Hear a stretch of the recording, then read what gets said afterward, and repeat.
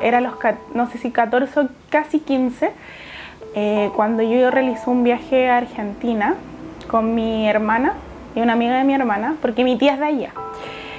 Entonces mi tío político, que es el esposo de mi tía, abusó de mí sexualmente y yo llegué aquí a Chile, me acuerdo, mucho odio, mucha rabia, estaba muy desilusionada, sentía que todo era injusto, que no lo merecía, y lo peor, yo creo que el sentimiento más fuerte que tuve fue que yo era culpable. No tenía ganas de levantarme, de hacer nada. Luego de eso, bueno, me recuerdo que en ese tiempo, aparte de mi familia, que fue un pilar fundamental en mí, porque fue mi familia, mi círculo, hablo de mis papás y mis hermanos, porque también la familia por parte de mi papá estuvo en contra mío. También me hacía sentir culpable. Y bueno, yo me acuerdo que tomé muchas pastillas, muchas pastillas, todas las que encontré, pero en verdad no resultó ese intento. Porque de inmediato mi mamá me descubrió con mi hermana, fuimos a médico y me desintoxicaron.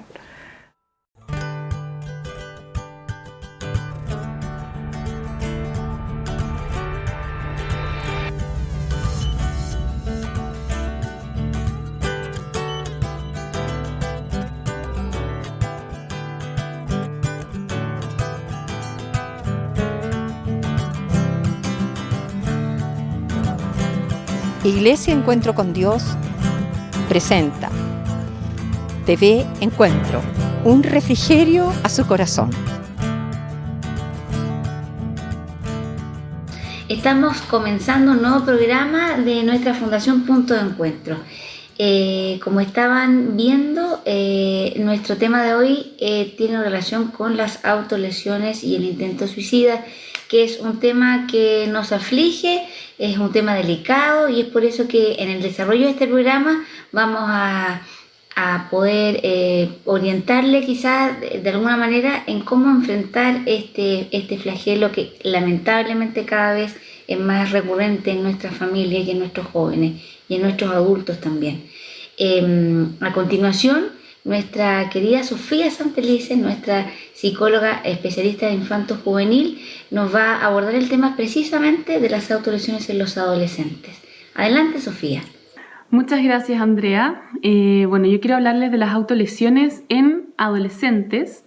Primero entendamos qué son las autolesiones, que tiene que ver con todas las conductas que sean para provocarse un daño físico directo sin necesariamente la intención consciente de provocarse la muerte.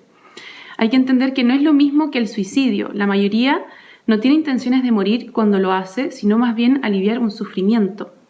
Y también las autolesiones son de mayor frecuencia en los adolescentes y más frecuente todavía en las mujeres entre 12 y 18 años. Las causas de las autolesiones, muchas veces nos preguntamos, pero ¿por qué los adolescentes llegan a causarse daño? Y tiene principalmente que ver con la regulación emocional. Esto significa que buscan pasar desde una emoción negativa como la rabia o la angustia a una neutra como la calma o el alivio. Por otro lado, también muchas veces tiene que ver con una función no emocional como cambiar una situación ambiental o bien castigarse a sí mismos, debido a que pueden haber sentimientos de crítica o de autorreproche o de odio a sí mismos. Y esto muchas veces tiene que ver, siempre tiene que ver con una baja autoestima, una intolerancia a la frustración, el descontrol de impulsos y muchas veces también con no tener el apoyo familiar. Entonces, las funciones principales, como decía, de las autolesiones tienen que ver con anular emociones no deseadas. Muchas veces los adolescentes están pasando por muchas crisis, ¿no es cierto? Muchas crisis personales y quizás en ese momento de tanta angustia o de desborde emocional no saben qué hacer con lo que les está pasando. Entonces, muchas veces lo que hacen es hacer que la emoción se convierta en un dolor tangible. Es por eso que se realizan estos cortes. Y como decía antes, el realizarse los cortes o realizarse una autolesión, ¿no es cierto? Porque pueden haber muchos tipos de autolesiones, también cumple un rol como de analgesia, y una analgesia que provoca una sensación de bienestar. Hay que tener en cuenta que las heridas, ¿no es cierto?, que nosotros vemos en las autolesiones son un reflejo del sufrimiento emocional y son las emociones y su afrontamiento el núcleo del problema, no la herida como tal. Gracias, Sofía. Muy interesante lo que tú nos estás planteando, porque si bien es cierto, nosotros no tenemos, el común de la gente, las herramientas como para identificar las causas. Sofía, ¿tú pudieses indicarnos cuáles son los indicios que nos harían a nosotros sospechar que una persona, un adolescente, está haciéndose estas autolesiones? Bueno, sí, Andrea, hay que tener en cuenta algunos indicios, ¿no es cierto?, para poder reconocer estas tendencias suicidas en los adolescentes, poder estar alerta y no invalidar, ni normalizar, ni minimizar tampoco estos indicios.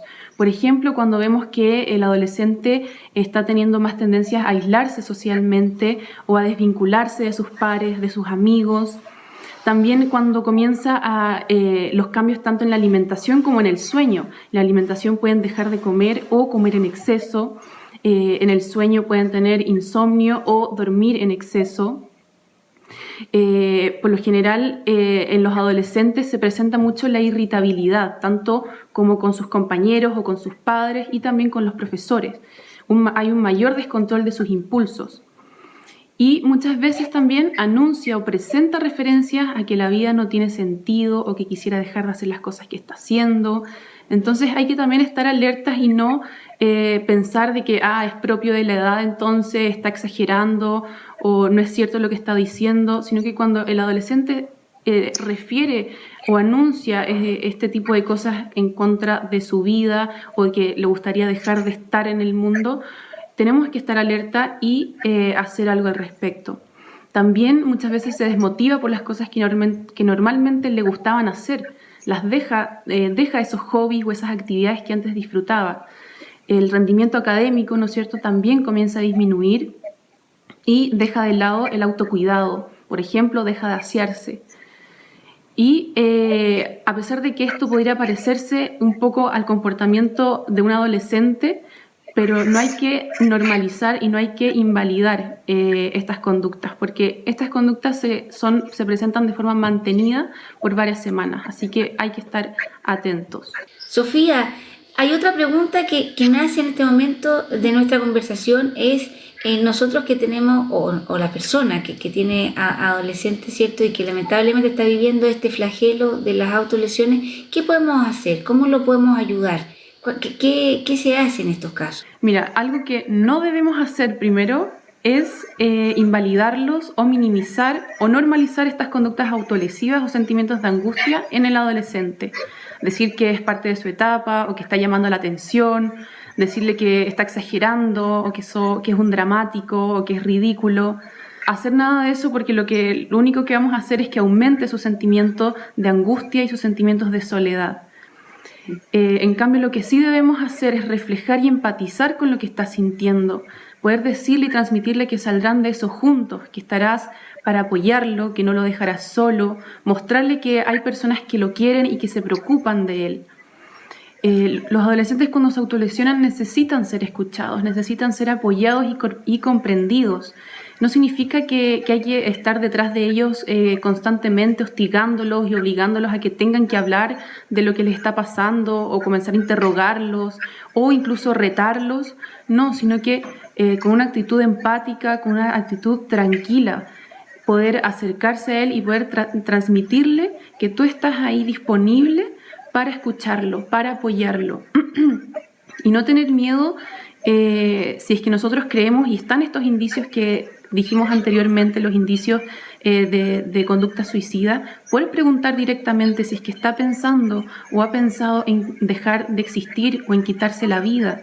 No tener miedo a preguntar. Muchas veces ese miedo nos impide preguntar y nos equivocamos al hacer eso, porque en realidad aumenta el sentimiento de soledad y que nadie está con él y que nadie lo comprende. Entonces es importante primero también calmarse.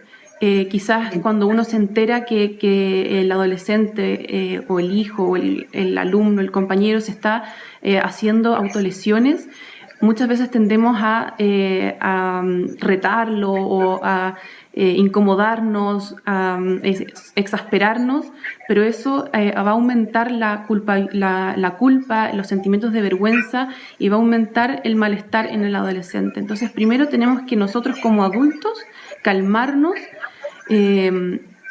y poder acercarnos en un clima de confianza, sin juzgarlos, sin pedirle explicaciones, porque muchas veces ni él sepa por qué está haciendo lo que está haciendo, y animarle a expresar sus emociones, a expresarse sin presionarlo.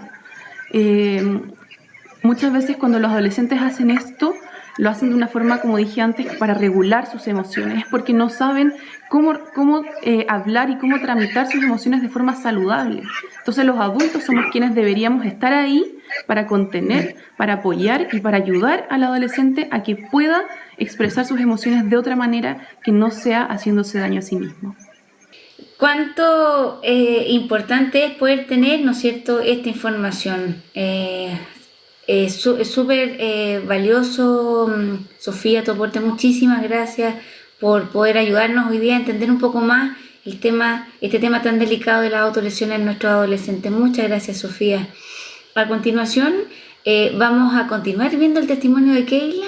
Escuchen con atención. O sea, mi familia sabía, porque yo todo lo que me decían yo respondía mal, odiaba a todo el mundo, no quería nada con nadie, pero siento que lo mejor que pudieron hacer es no alejarse, independiente de que yo no les diera respuesta, de que yo no los pescara en ese entonces, siempre estaban, quizás detrás de la puerta de mi pieza, pero estaban. Y quizás hicieron bien también en hostigarme en ese sentido. Porque tampoco era que me hostigaban a cada rato y me preguntaban, no, como que también vivían como la vida normal, dentro de los parámetros normales, pero siempre con precaución. Yo nunca di una señal de lo que iba a hacer y tampoco la quería dar porque sabía que iban a intervenir y todo. En caso de consulta, dudas o sugerencias, acceda a nuestras redes sociales. Estamos para servirle. Que el Señor les guarde.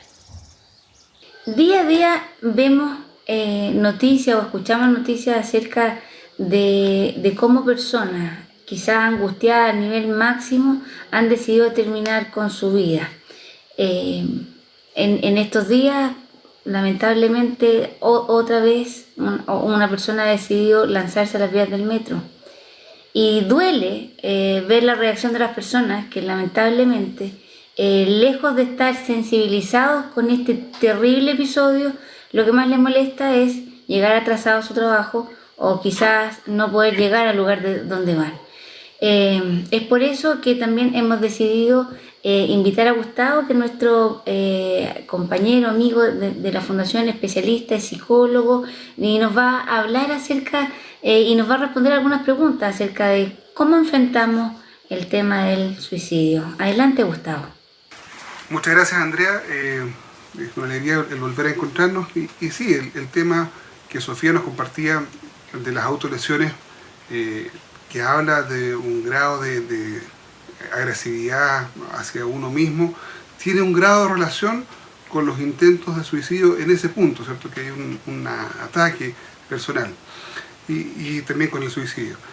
Y muchas veces hemos llegado al punto de aislar al suicidio y pensar que el suicidio es una conducta netamente patológica, o sea, que obedece a alguien que está muy grave, cosa que corresponde muchas veces, pero quisiera citar un ejemplo antiguo, bíblico, cuando vemos en Hechos, Lucas relata ahí en Hechos 16, la historia del carcelero de Filipos, que es este señor que estaba, ¿cierto?, al cuidado de la cárcel, y está Pablo y Silas encarcelados, y viene este terremoto y son liberados todos los presos, se va la luz, ¿cierto?, quizás las fogatas, las llamas que habían para poder iluminar ahí, y él, al darse cuenta, después de haberse quedado dormido, de que los presos han huido, ¿cierto? Al imaginar eso, él decide suicidarse, toma esta decisión.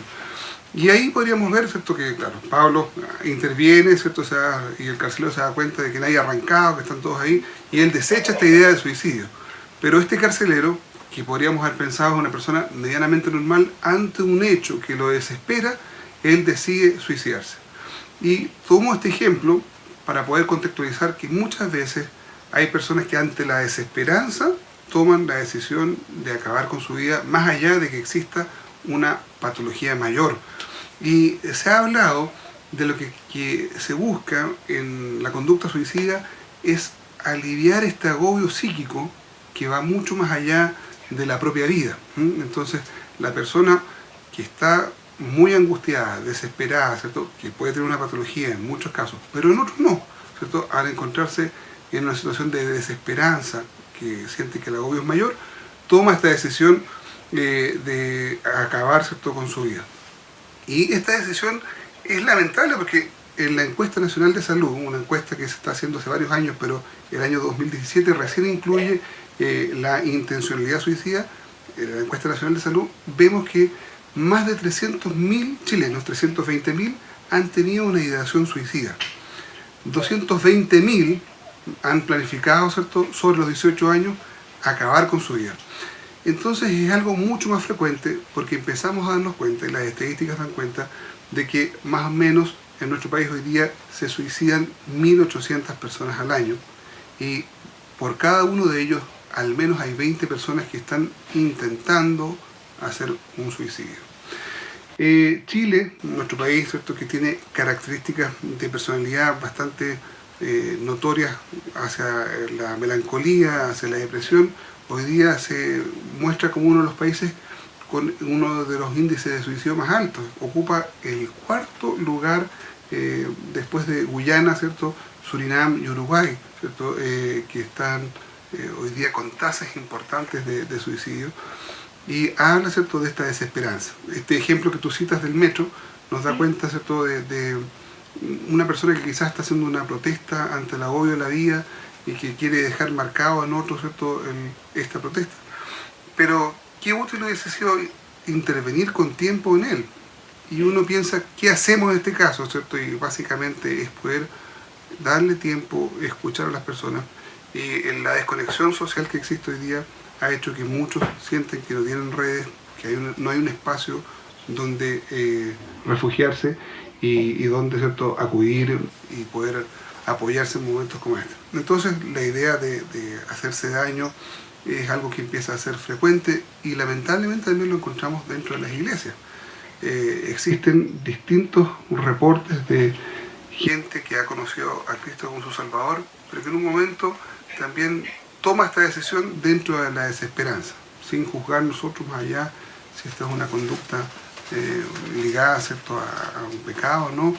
Pero sí encontramos que hay gente que en un momento no tuvo la posibilidad de hablar con otros, de refugiarse en otros, de apoyarse en una red que sea más atractiva.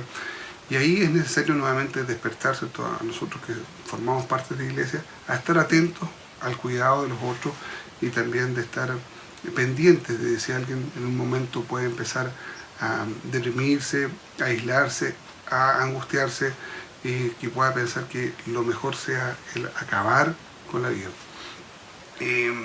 A nivel mundial, el suicidio es algo que ha ido documentándose bastante frecuente y hoy día se habla que cada 40 segundos a nivel mundial hay una persona que se está suicidando, que se quita la vida.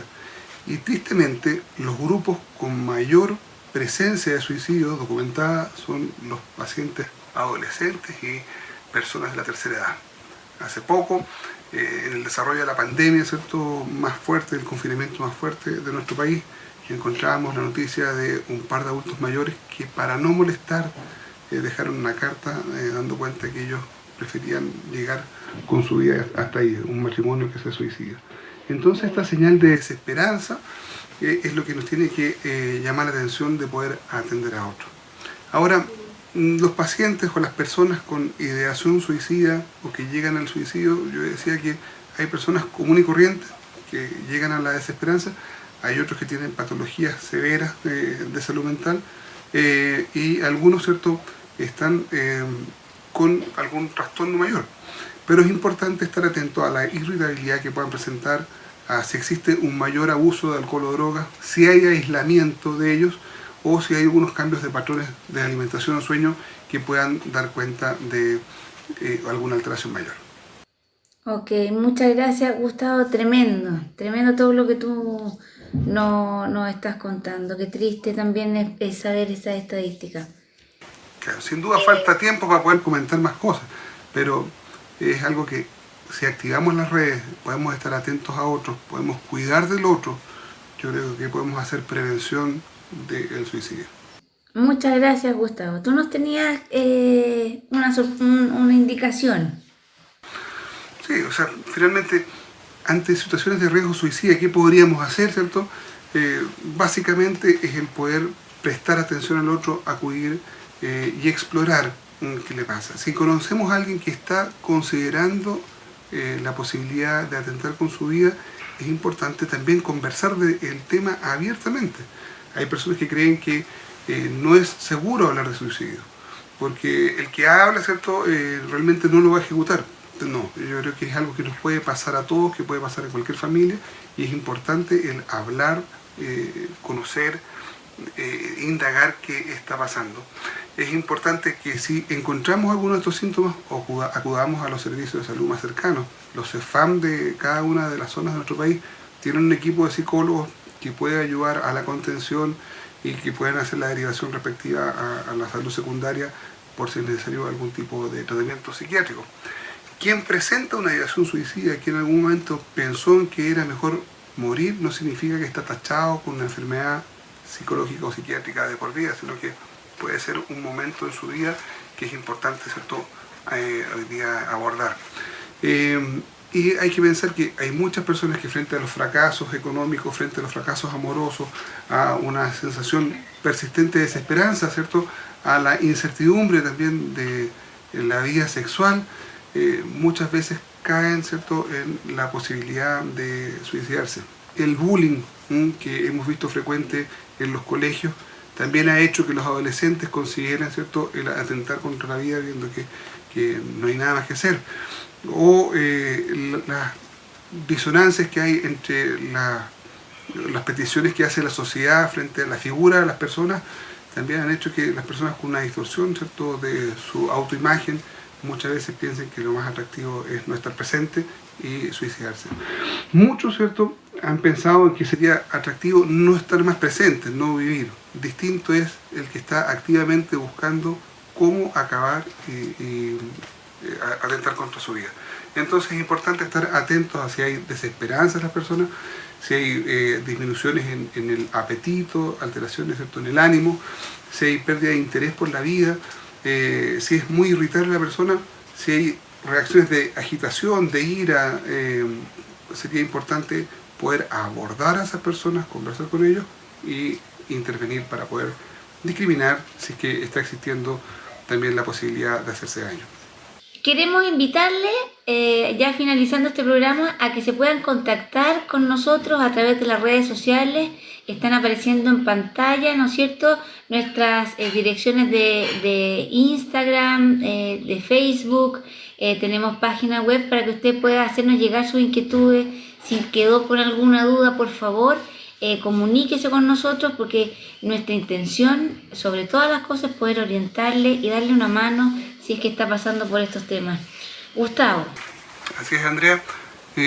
Importante es que podamos nosotros ofrecer orientación y guía, y también que si alguien tiene algún tipo de problema a nivel de autolesiones o ideación suicida, que acuda a los especialistas que están en los centros de salud más cercanos, orientados en el país.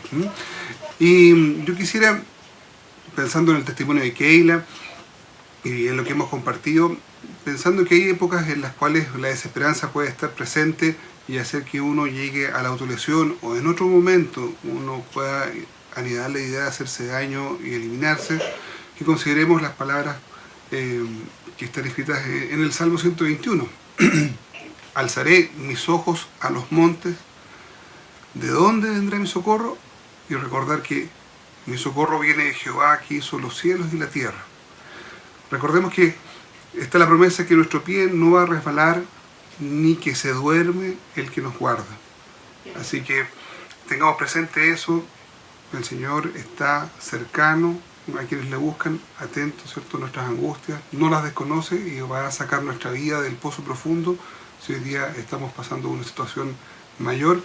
Y también, ¿cierto?, puede usted apoyarse en el área médica con situaciones tan importantes como esta. Despedimos este programa. Muchas gracias, Gustavo, nuevamente por todo lo que nos compartiste. Gracias a Sofía.